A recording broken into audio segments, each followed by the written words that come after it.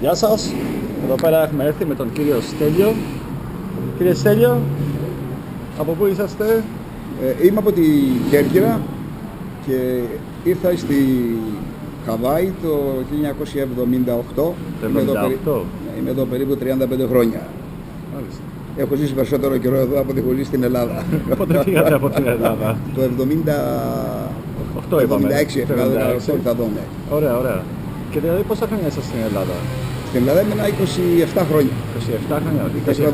27 ετών. Φύγατε από εκεί? Ναι. Ήρθατε κατευθείαν στη Χαβάη? Έκαθισα 1,5 χρόνο στην Καλιφόρνια, στο Λος Άντζελες, Σάντα Μόνικα. Και πώς σκεφτήκατε να έρθετε στη Χαβάη?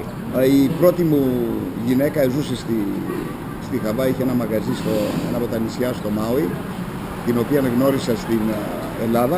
Ωραία. Και μου είπε πάμε, εγώ τότε μου έλεγες πάμε, σου έλεγα όχι πού, πότε. Τέλεια. Και στη Χαβάη έχετε μείνει πόσα χρόνια είπαμε? Γύρω στα 35 τώρα. 35 χρόνια. Και τι κάνετε εδώ πέρα στη Χαβάη? Εδώ πέρα είμαι φυσιοθεραπευτής στο επάγγελμα. Δουλεύω σε ένα γυροκομείο και ασχολούμαι βασικά, σαν χόμπι ασχολούμαι με τη μουσική. Τραγουδάω με την όπερα. Με την όπερα της Εκκλησίας? Ναι, την όπερα της Χαβάης. Της Χαβάης. Με την ελληνική εκκλησία τι κάνετε? Την εκκλησία μας στη χοροδία. Τραγουδάμε με τη χοροδία της εκκλησίας. Εκεί μαζεύονται βασικά οι Έλληνες κάθε Κυριακή. Είναι γύρω στις περίπου 60 οικογένειες. Γύρω στα 5 άτομα Έλληνες πρώτη γενιά.